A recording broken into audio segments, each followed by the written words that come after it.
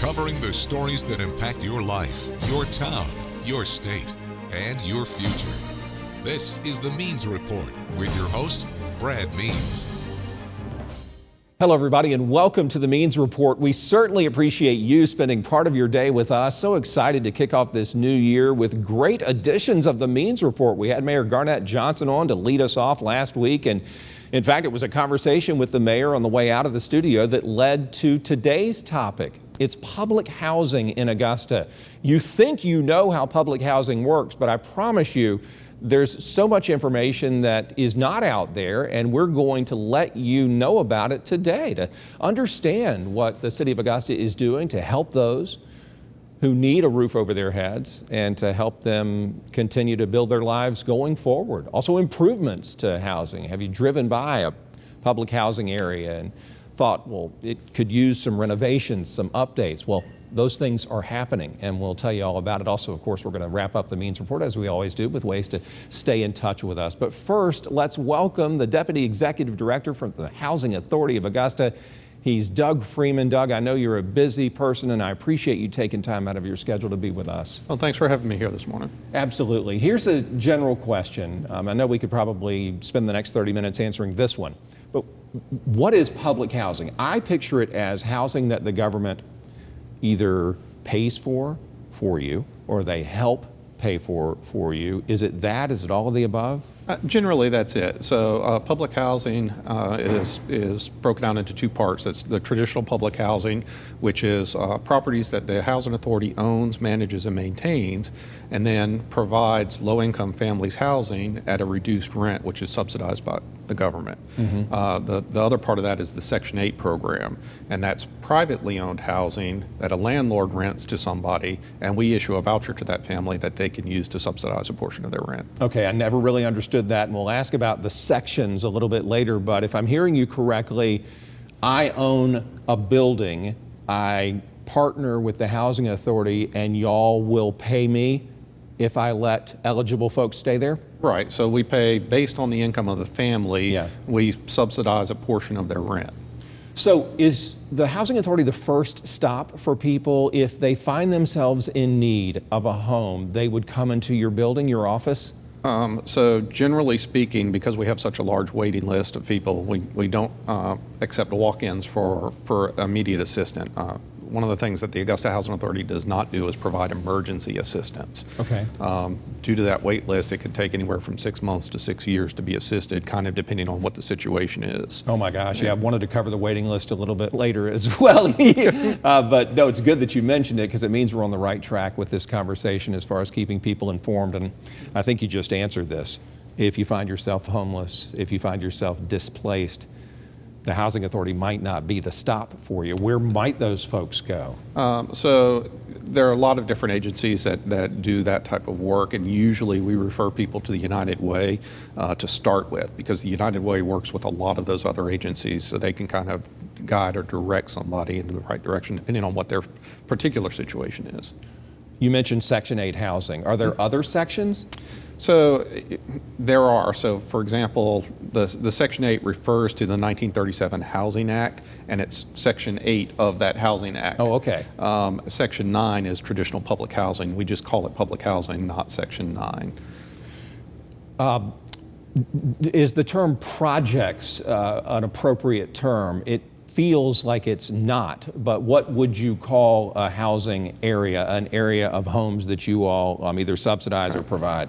So the term project originally came from what they were back in 1937, 1940s, 1950s. Yeah. They were housing projects in the true sense of the word, that this is something that somebody is doing, putting together. But traditionally, we now call them developments. Okay, developments. Thank you for that. Do we have enough housing? I know you mentioned a waiting list. I know you mentioned that it takes a super long time to get in one. How are we doing on the structures themselves? Absolutely. So there is a dire need in the Richmond County area, Augusta-Richmond County, for assisted housing. One of the ways that we judge that is based on our waiting lists. As a matter of fact, right now we have about 6,000 people on our public housing waiting list. And we just opened up our Section 8 waiting list at the beginning of this year. From January 2nd to January 5th, we received a little over 12,000 applications for Section 8 assistance. Doug, that seems like a lot of people. What would you say to some of the folks, perhaps if they're watching, their friends are watching, to give them hope? That's a long list, man. It is a long list. So there are a couple of things. One of the things that we do, and we have to be careful about this, we get a lot of applications from out of the area. Section 8 has the ability to what they call port a voucher, so you can get a voucher and live here in Augusta through the Augusta Housing Authority for a period of 1 year, and then take that voucher and move to another area of the country, another area of the state, that sort of thing. And so in order to make sure we're first assisting the people in our area, we've enacted a local county preference. So if you're currently residing within 25 miles of Augusta, then we give you a preference or a priority on those waiting lists. And what happens is usually when we run out of those priorities, we open up the waiting list again to see if there are more people in the area. What's the vetting process like for a potential landlord to make sure they don't just take that voucher money and use it for personal gain? Absolutely. So the first thing is we sign a contract with the landlord. So it lays out their responsibilities, what they'll get and what they're supposed to provide to their tenant.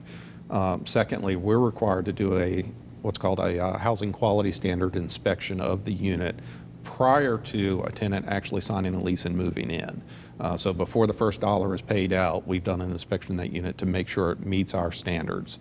And then depending on the situation, either annually or biannually, we schedule up reoccurring inspections to make sure they continue to meet those standards. And if there are complaints and things do happen, then we'll do special inspections in between there when we need to. Right, it could lead to legal action, I'm guessing, if somebody is not on the up and up with you, right? Absolutely. Let me ask you this about Section 8 pushback, because a business owner perhaps, or a community, a neighborhood might say, hey, I hear Section 8 housing is coming to our area. No, sir, not in my backyard. Do y'all hear that at the Housing Authority? And if so, what might you say to the folks who feel that way? So it's fairly common to hear that, but the reality is most people don't know what a Section 8 house or housing looks like because there are a lot of rentals and there's no way to judge just based on looks on what's Section 8 and what's not Section 8. We actually have a form on our website to allow people to put complaints in or raise concerns, that sort of thing. And what we found is more often than not, the units that are being complained about aren't actually on the Section 8 program. Who's eligible for public housing? Is there a typical client? What sort of income thresholds do you consider, and what other factors before somebody gets on your yes list? So the first threshold they have to pass is an income requirement.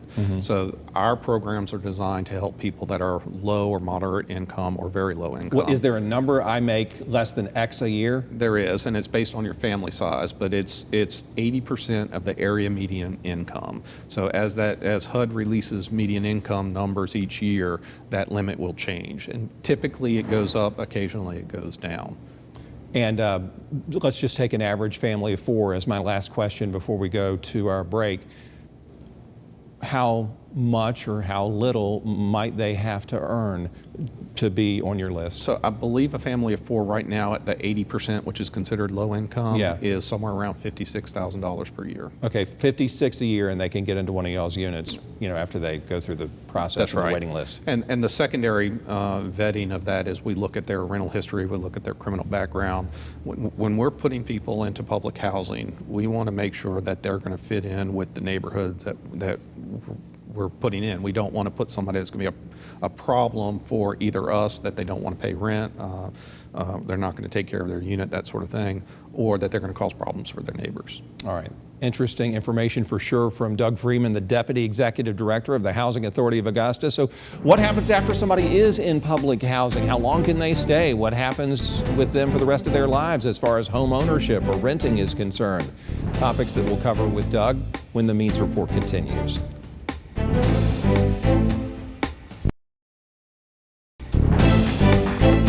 Welcome back to the Means Report. Some great information about public housing, how it all works, and how people qualify. We're talking to Doug Freeman. He is the Deputy Executive Director of the Housing Authority of Augusta. And thanks for that first segment, Doug. As we kick off this second segment together, tell me if public housing can be a stepping stone for folks. Like they're with you for a little while and then they eventually can rent or own their own home. Absolutely. So there's no statutory requirement for the length that they can stay with us. Okay. But there aren't quite so many anymore that stay for extremely long times. Once you kind of meet the basic need of housing for somebody, it gives them the ability to start concentrating on other aspects of their life, whether that's employment, income, that sort of thing. There are some programs that we have, especially in our Section 8 program, called Family Self-Sufficiency, and we also have a home ownership program as well that people can qualify for, specifically designed to get them to purchase their first home. On our public housing side, it's more about just getting them in a stable environment so that they can work on themselves and eventually decide what they want to do in the future. What's the average stay, or is there an average stay for somebody? I don't know that off the top of my head, but Yeah, I would say probably 3 to 5 years would be an average. Oh, okay, yeah. What about, you talked about some of the criteria when it comes to applying for public housing and why someone might not be eligible, a criminal background, for instance, or someone who is just not a good match for that part of our community. What are some other things that might make somebody get denied? I mean, would you look and you look at the income perhaps, and it's not what they said it was, and so they have to leave? So that does happen occasionally. Yeah. So the subsidy or the rent amount that they have to pay is based on the income that is reported to us. So occasionally we will get people that will try to hide income from us Sure. in order to keep their rent amount lower. Fortunately, we have a lot of tools at our disposal to find out what the actual income amount is. So people that try to do that usually don't get away with it very long. We usually give them an opportunity to correct it, pay back extra rent that they should have been paying, but occasionally sometimes the amount's too much and they end up having to leave. What's the average rent, or just what's an amount that you can recall that somebody pays? A few hundred a month? It can go all the way from a zero amount, depending on their income, all the way up to about $1,100 or $1,200 a month, with the average probably close to $500 a month. Gotcha. All right, so in our first segment, you mentioned the need for public housing. You mentioned those thousands of people who are waiting to have that roof over their head. So what's the solution? Do we need to build more developments? Do we need to expand and improve the ones we have? I know that keeps you all busy. Yeah, I think both of those are part of a strategy that we have to increase the available supply of assisted housing. In the past, we've taken developments like Underwood Homes off of Sandbar Ferry, demolished that, and redeveloped it into a new style of housing now called Walton Oaks. It's night and day compared to what it was. Absolutely. That development is now pushing 14, almost 15 years old, Wow. and it still looks as good as the day it was built. Yep. It is one of our, what we consider one of our flagship properties because of how well it's run and how well it's doing. We did that again with Cherry Tree Crossing off of 15th, is now called Walton Green. The first 2 phases of that opened up over the last few years, and the final phase is now opening. They started moving people in just about 2 months ago. So when a development comes to fruition and it is well run and successful, and as you mentioned, looks the same now as it did 14 years ago, is that a credit to the authority, the residents? Who gets credit for making sure that those things stay nice? All of the above. Yeah. We also have a partner in the management team that we have there.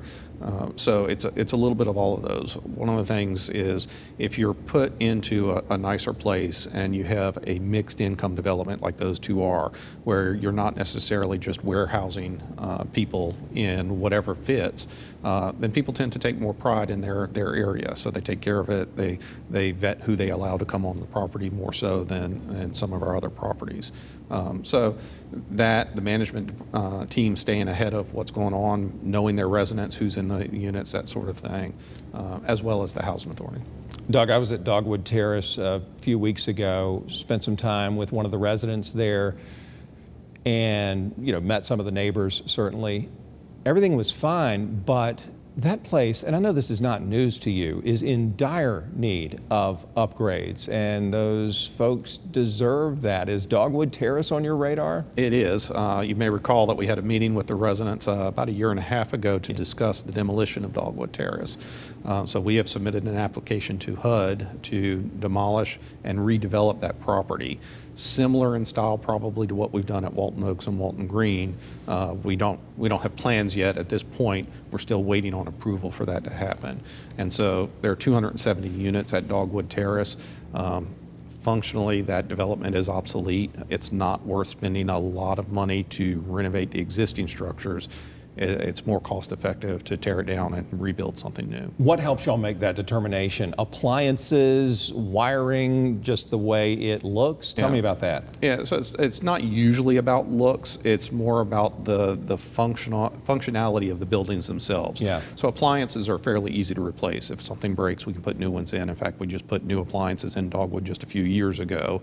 But when you have bedrooms that are too small, Dogwood Terrace does not have central air conditioning, so the residents are required to use window units. We looked at trying to retrofit central air, and it's just not a good, there's not a good way to do that in those buildings. So that's one of the criteria. The electrical systems are outdated and need to be replaced. And when you start adding up all of those numbers on what it would cost to really bring it all up to modern code and make it functional again, there's actually a dollar limit that HUD sets, that 80% of the replacement value. Once you hit that, then they don't want you spending money to renovate. They would prefer that you. Where do the residents go? If HUD says yes and y'all begin the demolition and rebuilding process, what happens to those 240 people? Right, so. Or families? We'll do a relocation plan with those families. They'll get to choose between transferring to another development that we have somewhere else in Augusta, or they'll have an opportunity to get what's called a tenant protection voucher. So that's on the Section 8 program, so they can actually go find private housing somewhere and relocate that way. Has public housing changed over the years? And you've touched on this in some of your other answers, but I would imagine it's like any home or apartment that, has been modernized. Do y'all see that in your developments? Absolutely. So it wasn't that long ago that the federal rules didn't even allow us to put air conditioning in units. And now, not only is it allowed, it's encouraged. Yeah. Absolutely. Wow. And so you could do it, but you couldn't spend federal dollars on it. Mm-hmm. And for a lot of housing authorities across the nation, the only dollars they have are federal dollars. So effectively that banned air conditioning. The other thing is modern codes. So public housing started in this country back in 1937. Our first one in Georgia was here in Augusta, Olmsted, near Lake Olmsted. That was the first one. That was the first public housing, official public housing in the state of Georgia. Did not know that. It's all boarded up now. No, Olmsted Homes is we did a major renovation about 10 years ago. That's all right. Forgive me. Okay. It's the opposite of boarded up. What's the one on Broad Street? It's on your left. Catholic Social Services is on your right. So that's not a housing authority property. That's a privately owned property. Okay. Thank you for educating me on that. Absolutely. Well, what's the Choice Neighborhood Initiative? I know that's very important to the Housing Authority. Please explain it. Absolutely. So the Choice Neighborhood is a program that HUD has put in place that allows for redevelopment of a housing authority property, but not just the property itself. They want to look at the area around the property, and they break it out into three different areas: the housing needs, the neighborhood needs, and the people needs. And so they provide a potential grant to redevelop a housing property, but also redevelop the area around it and provide services to those families, and not just the families that are in the housing, but also families in the neighborhood as well. Is there a part of town that we should keep our eye on for y'all's next development? So absolutely. We've got several things that are in the pipeline right now. Mm-hmm. Probably the most immediate is what we're going to be calling Walton Meadows out off of Deansbridge Road. Mm-hmm. That one we've applied for our low-income housing tax credits, which is a funding source for developing new housing to do something out there.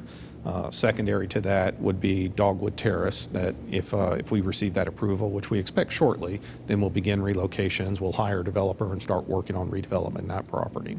Anything the community can do to help you all do your job better? How can we support the Housing Authority? Just by supporting the Housing Authority. The first part is just recognizing that this tremendous need for affordable housing exists in our area. And then when we start looking at what areas can we go develop new housing or additional housing, to be open to that idea. Lastly, and I told you I didn't think we would get to this question just because I thought about it on the way here today and jotted it down.